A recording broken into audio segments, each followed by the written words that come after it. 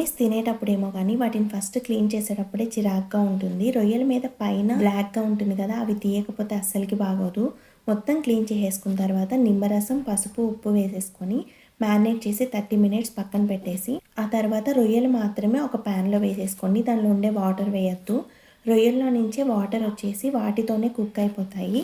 మంచిగా వాటర్ ఇనికిపోయేంత వరకు లో ఫ్లేమ్ లేదా మీడియం ఫ్లేమ్లో కుక్ చేసేసుకొని స్టవ్ ఆఫ్ చేసేసుకొని నెక్స్ట్ ప్యాన్లో పోపు వేసుకొని ఆనియన్, మిర్చి, టమాటో, కరివేపాకు, కొంచెం పసుపు, సాల్ట్, అల్లం వెల్లుల్లి పేస్ట్ వేసుకొని మూత పెట్టుకొని ఇవంతా కూడా బాగా ఉడికేంత వరకు ఉడికించుకోవాలి. నెక్స్ట్ కొంచెం సాల్ట్, కారము, ఇంకా కావాలంటే కొంచెం వాటర్ కూడా యాడ్ చేసుకొని గ్రేవీ మొత్తం కూడా దగ్గర పడేంత వరకు ఉడికించుకోవాలి. నేను రొయ్యలు కొంచెం ఉన్నాయని చెప్పేసి ఆనియన్స్ కొంచెం ఎక్స్ట్రానే తీసుకున్నాను. గ్రేవీ మొత్తం దగ్గర పడిన తర్వాత రొయ్యలు వేసుకొని కొంచెం ధనియాల పౌడర్ కూడా వేసుకొని మరొక 5 నిమిషాలు ఉడికిన తర్వాత కొత్తిమీర వేసుకొని సర్వ్ చేసుకోవాలి. వీడియో నచ్చితే మన ఛానల్ని సబ్స్క్రైబ్ చేసుకోండి.